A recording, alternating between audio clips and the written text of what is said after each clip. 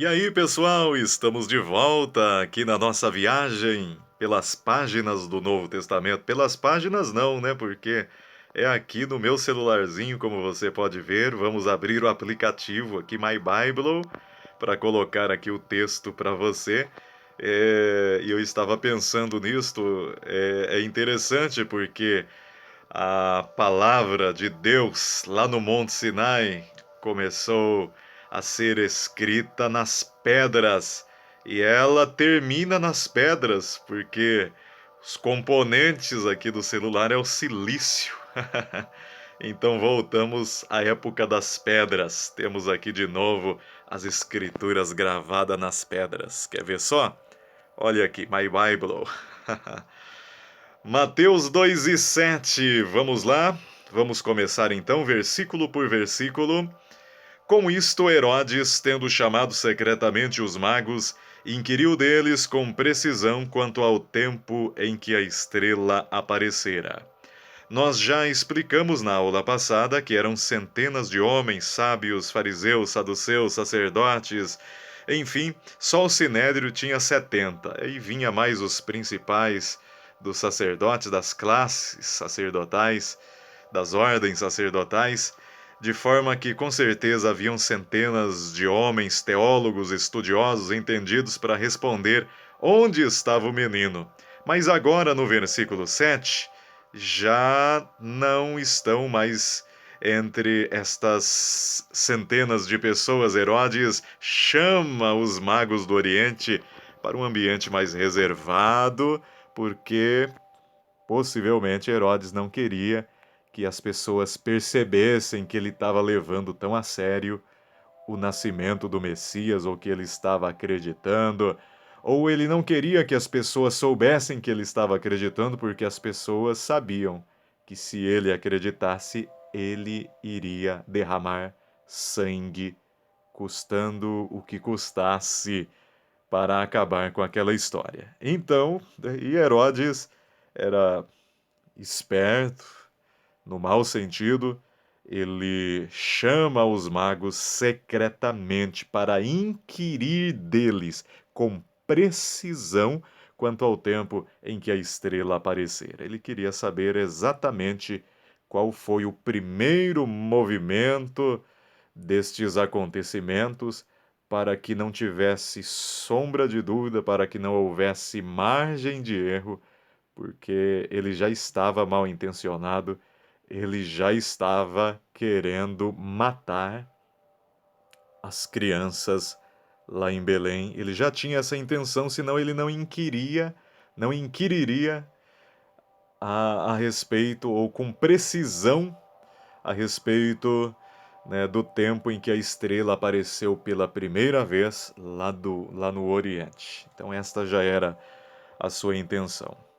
A questão é que ele é um político à moda brasileira, né? Um político fingido, né? Como a maioria dos políticos, ou uma grande parte dos políticos brasileiros o tem sido durante muito tempo, né? Voltando então aqui ao texto bíblico, ele era um político fingido, fingiu querer adorar. Olha só o que diz o versículo de número 8. E enviando-os a Belém, disse-lhes: Ide informar-vos cuidadosamente a respeito do menino, e quando o tiverdes encontrado, avisai-me para eu também ir adorá-lo. Olha só o fingimento do rei Herodes. Então, o plano dele era matar as crianças, né, a partir do prazo do que ele inquiriu, que foi a primeira visão da estrela, que é aproximadamente 6 meses antes do tempo presente aqui do texto, porque só a viagem dos magos do Oriente, lá da Pérsia ou da Babilônia, possivelmente, até Jerusalém demoraria aí uns 5 meses, mais ou menos. Então vamos arredondar que os fatos aqui estão acontecendo 6 meses depois da primeira visão que eles tiveram. Lembrando que eu considero que esta visão que eles tiveram da estrela não era uma visão contínua. Eu entendo, comigo alguns outros estudiosos também assim entendem, que eles viram 3 vezes este fenômeno no céu. E a primeira vez, então, aqui retrocede a 6 meses antes, quando eles ainda estavam no Oriente.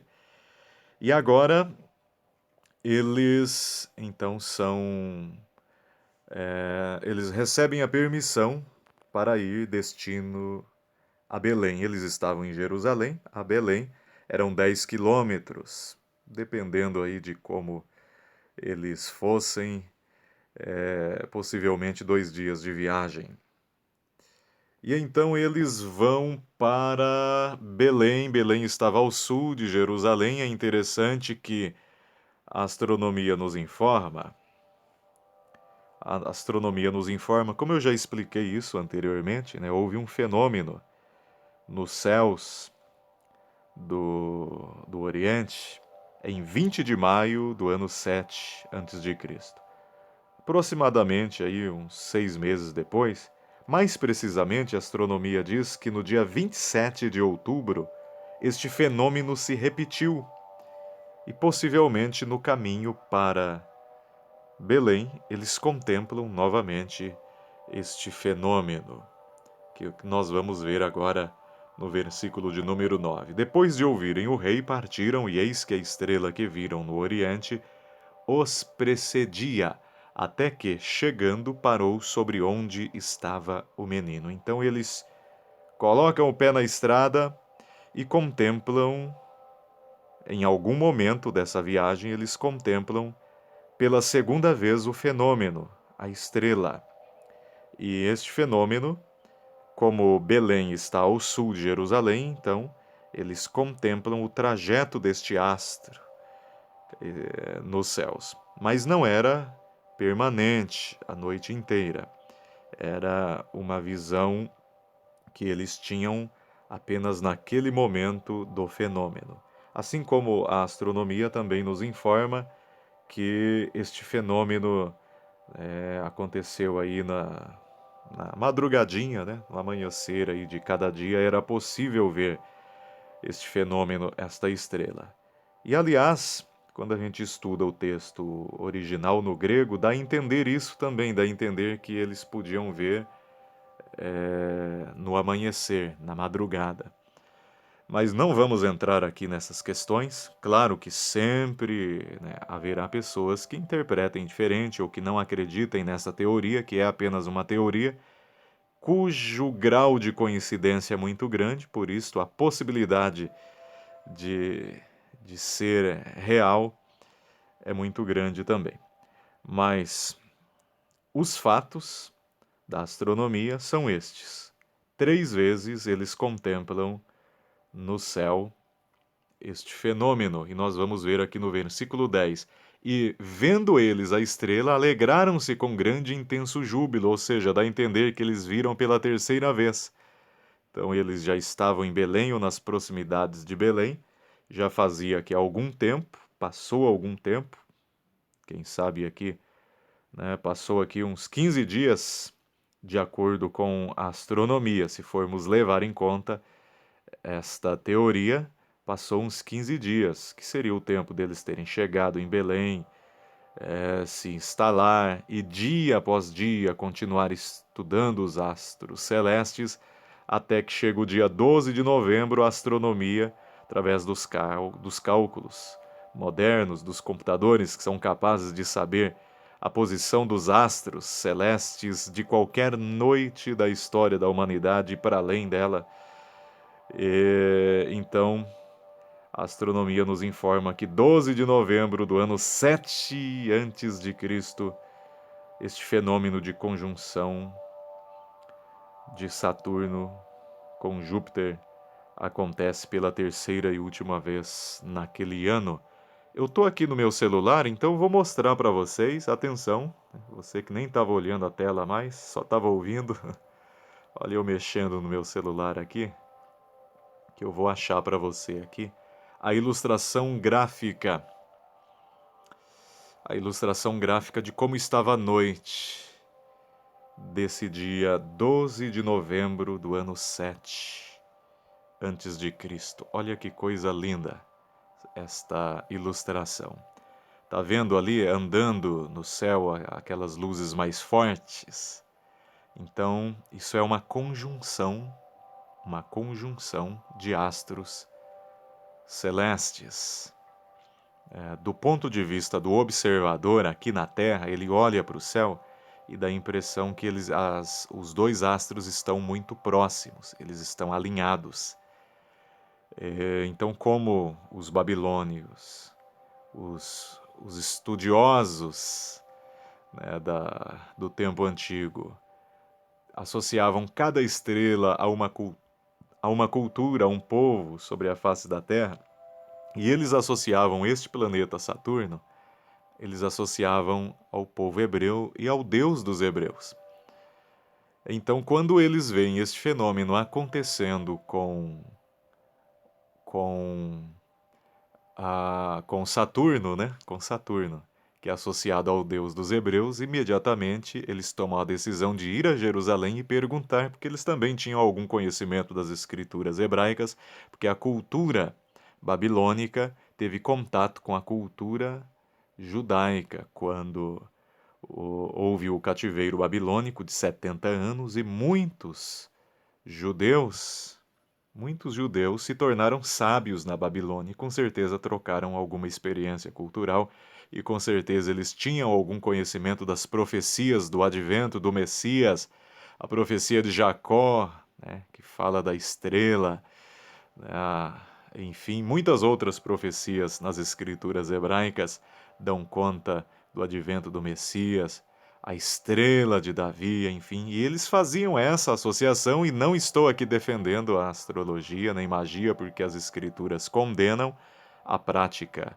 da astrologia por motivos óbvios para quem lê as escrituras.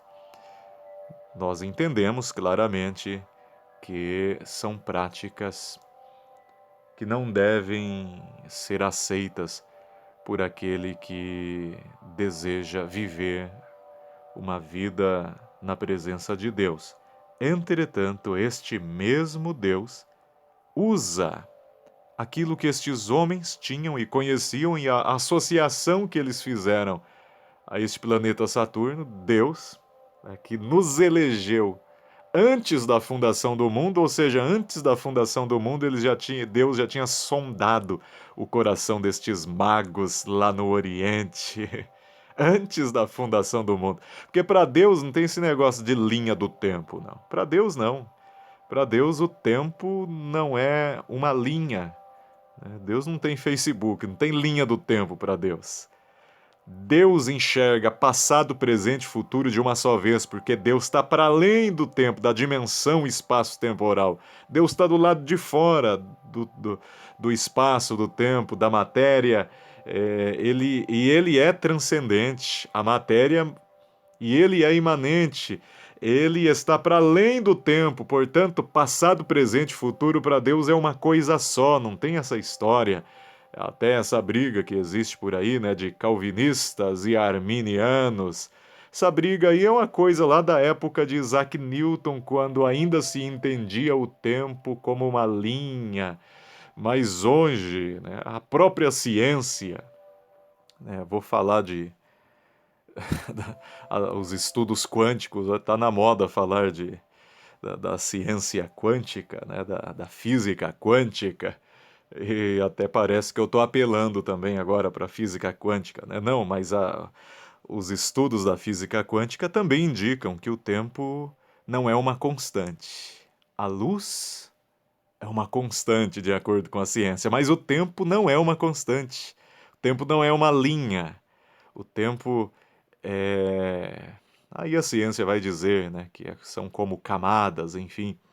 E nós podemos então agora, ultrapassada toda aquela discussão da época de Isaac Newton, da época de Calvino, da época de Armínio, ultrapassado tudo aquilo, nós podemos pensar em um Deus que está para além do tempo.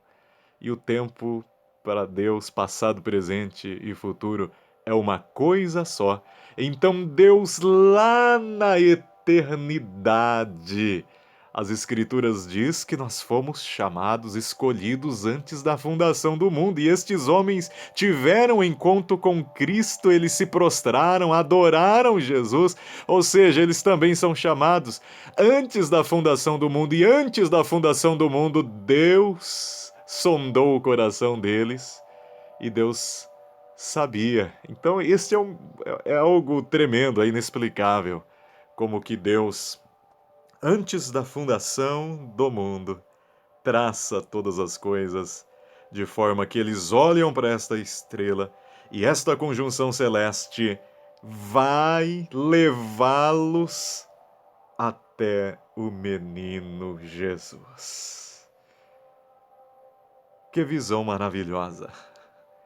Que visão maravilhosa, a visão da palavra que nós estamos meditando neste momento, principalmente se nós considerarmos que os homens do livro não foram adorar Jesus, mas estes homens que estavam distantes tanto em quilômetros como em fé, em conhecimento, estavam lá com práticas que eles achavam, né, que era certo, mas era aquilo que eles tinham. E agora eles são atraídos para uma luz maior. E uma luz maior vai ocultar a parca luz das suas magias, das suas astrologias. Tudo aquilo se torna nada, tudo aquilo se apaga, tudo aquilo se apaga e se acaba diante da luz do mundo, da resplandecente estrela da manhã, do sol da justiça. E eles são conduzidos, então, por esta conjunção celeste, eles são conduzidos até a cidade de Belém. E lá eles acham o menino, como nos diz o texto no versículo de número 11, que nós vamos estudar na próxima aula, tá bom? Deixa eu voltar aqui. Opa, tô aqui apanhando do celular. Cadê minha cara? Agora sim, estamos aqui de volta, meus amados. Muito obrigado por viajar comigo aqui no meu celular, neste estudando a Bíblia, explicando versículo por versículo o Novo Testamento. Voltamos na próxima. Deixa a sua curtida aí, faz o seu comentário, tá bom? Prazer estar com você, Deus abençoe. E até a próxima, na paz do Senhor Jesus.